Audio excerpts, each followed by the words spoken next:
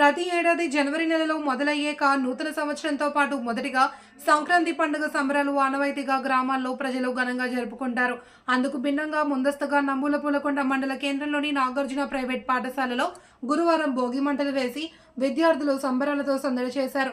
సత్యసాయి జిల్లా కదిరి నియోజకవర్గం నంబుల పూలకొండ మండల కేంద్రం నాగార్జున ప్రైవేట్ ఉన్నత పాఠశాలలో సంక్రాంతి పండుగ సందర్భంగా విద్యార్థులకు ఈ నెల 10 నుండి సంక్రాంతి సెలవులు కావడంతో పిల్లలు గ్రామాలకు వెళ్లకముందే పాఠశాలలో బాలికలు చిన్నపిల్లలు భోగి మంటలు నృత్యం చేస్తూ సంతోషాన్ని పంచుకుని సంక్రాంతి పండుగ సందడి చేశారు.